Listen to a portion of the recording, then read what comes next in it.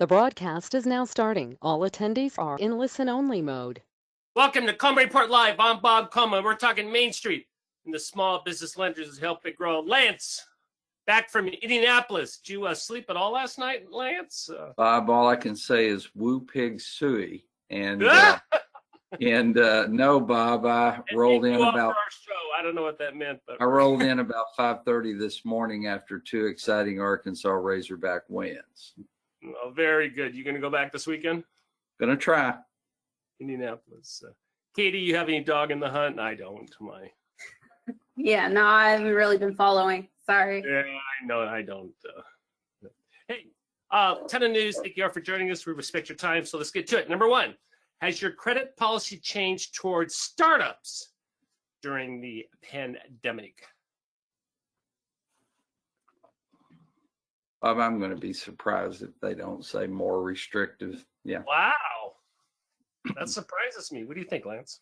Well, Bob, I'm not surprised that it's more restrictive. Plus, I think pre-pandemic, many financial institutions were a little more restrictive on startup opportunities anyway. Now, with the enhanced SBA guarantee, that should, the 90% guarantee on 7A loans, 75% on Express, up to 350, that, should alleviate some of the heartache they have with looking at startup opportunities. When you say and more, of course, Bob, credit elsewhere. One of the ways to prove credit elsewhere, if you've got a credit policy that indicates you don't do startups, SBA is a way to do it, and you can meet credit elsewhere that way. And do not do or I would fudge it a little bit by saying I need at least X% of equity for a conventional loan that way. When for those who answered, go back, Joseph. Those who answered more restrictive, give us an idea of what type of restrictions are placed. We've talked to people we know flat out, we're not going to construct a hotel. Are we talking not doing certain industries, or just requiring more equity or stronger borrowers, or what's going on with that, Lance? I would certainly like to see that as well, Bob. I think there are probably a few institutions that are just not doing startups. But again, that's why we have the SBA guarantee to help provide us the extra comfort to do a startup loan. Katie's going to talk about the report she did this morning on new business openings. Let's see, Katie, throw out the number. How many new ones did we have last year? Yeah, there were about 487 new small businesses last year during the pandemic. That's roughly year over year. So that's, Katie, I get to correct you, 487,000. Yeah. Yeah. Oh, sorry. She's just reporting on Arkansas. 487,000 last year during the pandemic. That's roughly since we closed to this year in March. Okay, so the reason, I want to know this: what percentage of your startups that you finance for restaurants that open? Lance, Katie, the reason I asked that is I was driving around my neighborhood yesterday, and bam, two restaurants went out of business, and two more concepts are there's big construction, and there's dumpsters, and they're reopening as new restaurants, Lance. Well, Bob, just like with the last recession, the last recession was completely different than what we're going through now, but when business is closed, new opportunities come up and new entrepreneurs step in and meet that demand, and the new restaurant entrepreneurs are probably going to be reconfigured, Bob. But the last time we did our webinar on restaurant lending, we talked about the importance of online ordering. We talked about the importance of delivery services. I mean, that's the pandemic kind of highlighted that, but a restaurant today needs to look different than a restaurant that was done 10 years ago. Katie, what did the SBA stats look like for startups, for lending to startup restaurants? So this was based not on SBA, but on the Yelp review. So I don't have the SBA's numbers ahead of me right here, but the Yelp review is saying that it's 76,000 businesses last year that were restaurants, which is about 15.5% of the total startup businesses last year. Which makes sense in line. Finally, number 3, if a PPP applicant is approved for a shuttered venue grant before SBA issues a loan number for the PPP loan, is that applicant ineligible? That's a tongue twister. I'm going to be quiet, Bob, because I know the answer. Well, good, because I'm going to call on you. All right, what's the answer, Lance? They're not eligible. Okay. I mean, there's a few kinks with that. Shuttered venue grants, when you look at the guidance that came out,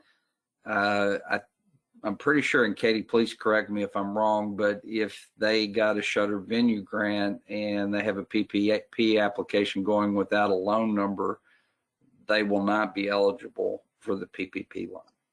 Yeah, right, you're exactly right. There was a IFR that was issued last week, and I think this question was pulled almost directly word for word from the IFR. So you're absolutely correct. Well, and the other thing, Katie, that's kind of fun, and I hope you talk about this, and Bob, I apologize. I didn't get in until 5:30, so I didn't read, but all the things that I thought would be eligible that are not eligible. That's right. Let's talk about it. Let's see. I don't think we have a slide on that, do we? So the shuttered venue grant, I believe we have a slide on that one. We do. Oh, let's go to that now. That's fascinating, Joseph. I think he has to skip ahead a couple. One more. There's a nice chart. Keep going, Joseph. Keep going. Oh, there yeah. we go. Yeah. This is exactly what I was talking about. There are a lot of things that I thought would be eligible that are not.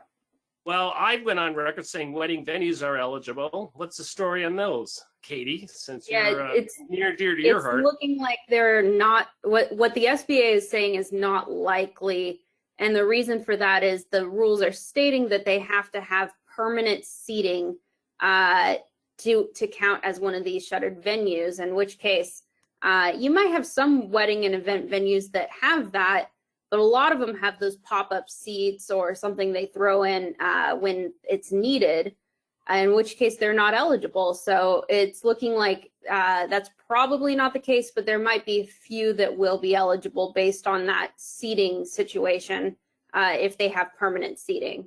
I'm not telling that you tell your bars to go out and buy a wrench and start putting these chairs on the floors, but that's the bottom line, Lance, is if they're movable seats, they're ineligible. If it's an auditorium type seating where the seats don't move, it's eligible. Why? Well, I can't tell you why, but is that a simple understanding? Well, what's killing me with this, Bob, is many of these categories of business really needed this shuttered venue grant. An example is just drive-in movie theaters, which are kind of a dying breed, but they absolutely needed it. Wedding venues, without a doubt. Wedding venues were incredibly impacted by the crisis and certainly need it. And I'm glad you have this chart, Bob, because when I read the IFR, I'm like, oh my gosh, half of what I thought was eligible is not likely to be eligible. Yeah, which means they're not eligible.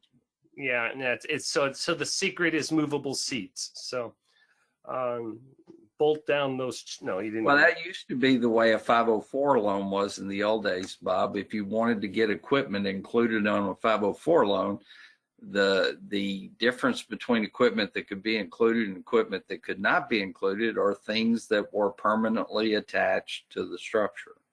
Katie, we're waiting on 3 things. Number 1, what is the date that people are eligible to apply for these loans? Do you know offhand? Let's see. That was in the previous slide. I believe that's going to be April. Oh, there we go. April 8th. Okay. The SBA has updated the portal for that. It doesn't look like it's fully open, but you can go ahead and sign up and get notifications from the SBA when this is going to be totally up and running. they'll send all that information through the portal. But it looks like they're, at least on the back end, getting that started. And they appear to have a URL now, so it looks like it's coming along, and it sounds like they're going to be ready to open and start accepting those applications April 8th. Well, Bob, the bizarre thing here, Bob, is what we talked about earlier with that poll question. If they've applied for a PPP loan but not received the number yet, and they have a shuttered venue grant, they're not eligible. However, if they already have a PPP loan and they want to get a shuttered venue grant, they are eligible. But is the PPP loan deducted from the shuttered venue grant amount? It is. It is. Yes. Okay. So go through the logistics, Lance. The lender, this is not a loan program, so what do you tell your borrowers? It's going to be much like the idle loan program. They're going to apply directly through SBA with a SBA portal, which is already there. So as a participant lender, you're just going to share some of the rules and information and direct them to the SBA portal. And SBDCs can help with this, I assume? Yeah, absolutely. So and so that's what you want to do. I would, if you don't have a good relationship with your SBDC, I would certainly form one. There's great resources, plus the SBDCs do not charge for those resources. And the SBDCs are judged by the number of companies they help. So it's a win-win for you. Lance, you're a former SBDC director.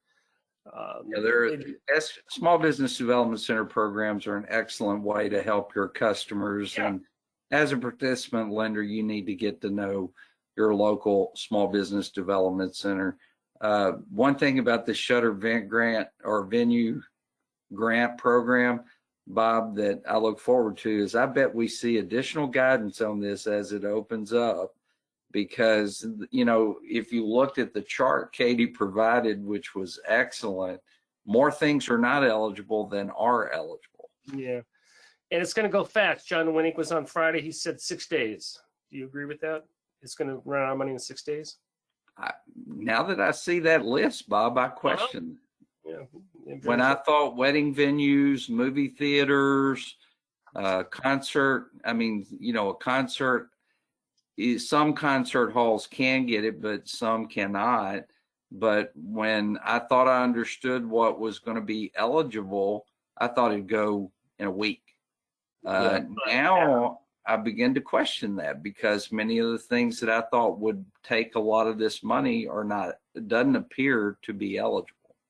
Katie, on Friday night, SBA dumped Paytech Protection Program Federal Register notice. Anything in that has not been covered before?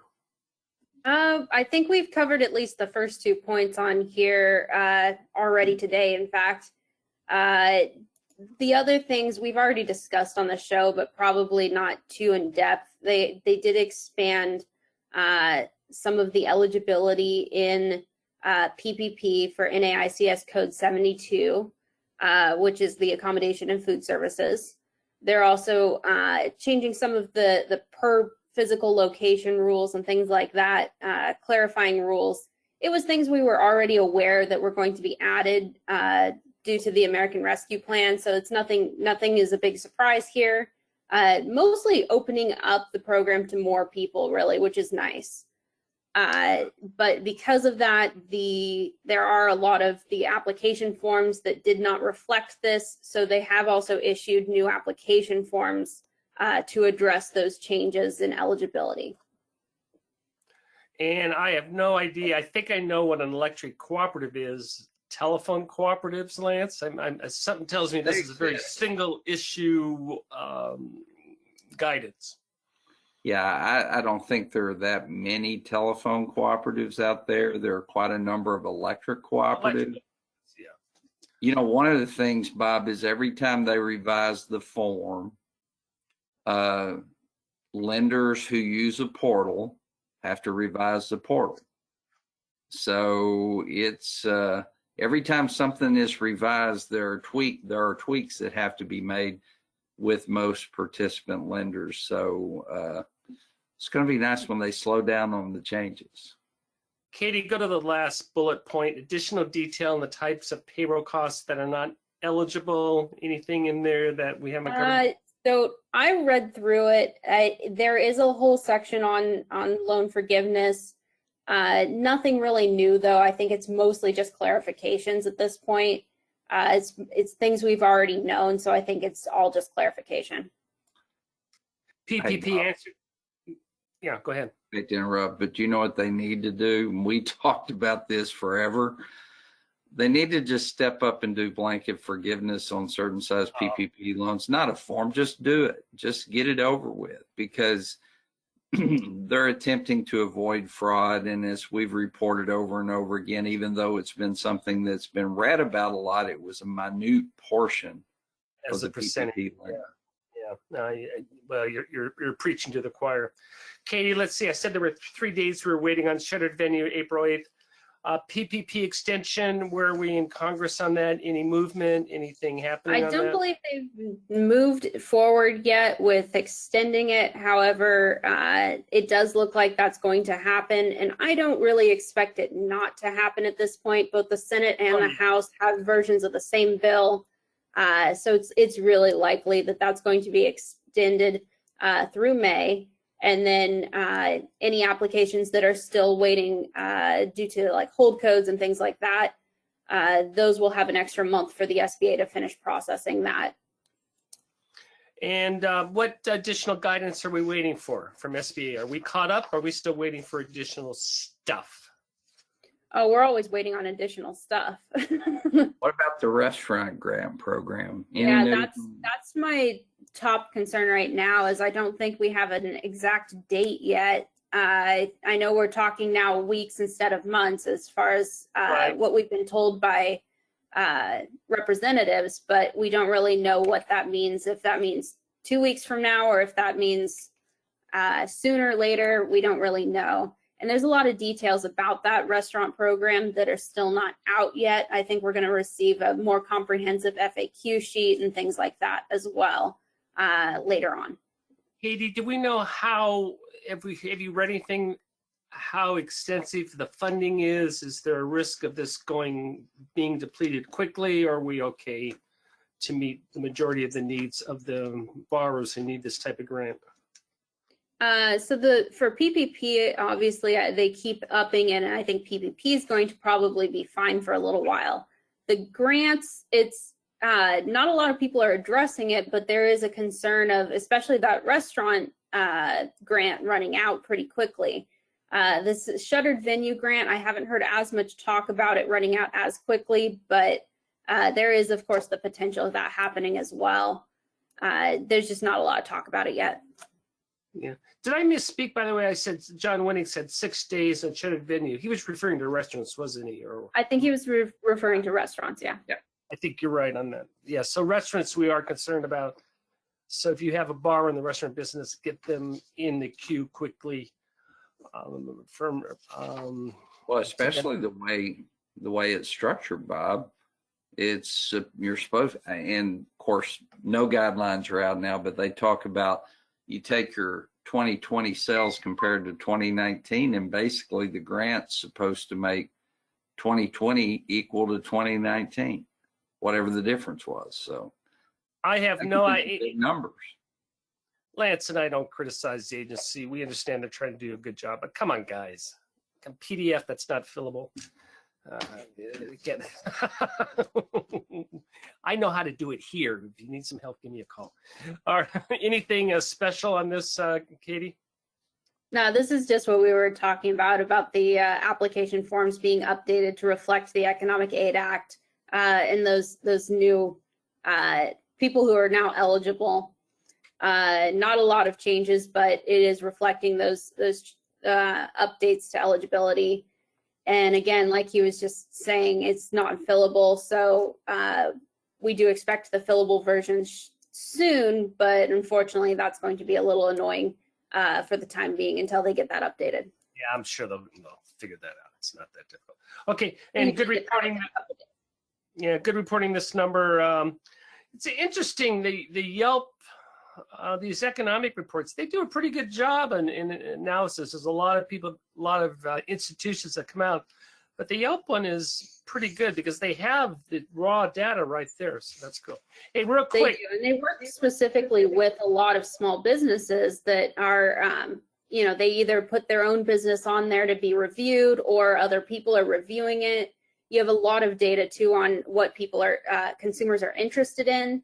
So it's a great report, and honestly, they're doing it about every quarter or so. And they also did one that was a year over year for coronavirus as well.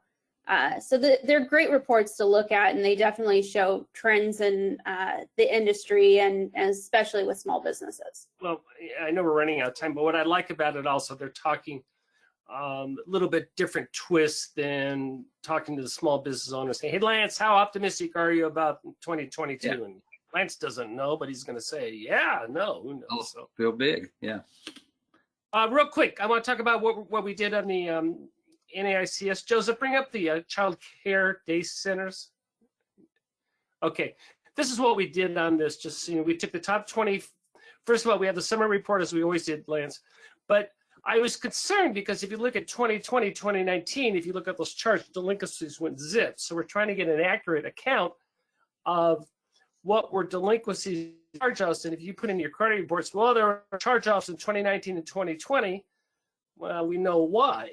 So what I did is, if you want to, these are actually the cohorts. So you can go back and say, hey, how did child care services do in the year 2013?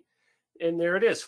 Of those 450 loans, 7 were charged off for 1.5%, and we had a 1% charge-off rate. Go back to 2011, and I'll give you a spoiler alert. 2011s are all high because they're still from the end of the recession. But in that case, you had a 7% charge-off rate. So what this chart does, I don't know what the summary is. It looks like the summary is around 1% if you take all these loans into account. But what we did is we went through so the underwriter can have a sense of the trend of what's happening from that. So what do you think, Lance? How do we do? Well, I think that's great to be able to see all of the years together in certain NAICS codes, because you're exactly right, Bob. The CARES Act payments probably kept potential defaults and charge-offs at bay. And, you know, the numbers in 19 and 20 may not be fully reflective of the actual performance. So being able to go back and look at. Yeah, but look at 2015 now. That loan, 7 years, they say the stats are the average loan the last 7 years, and 4 charge-offs. So child care centers, the numbers are very, very strong. Very strong. Sorry to hold you over, but thank you all for joining us today for Coleman Report Live and for supporting America's Main Street, one entrepreneur at a time. Have a great day.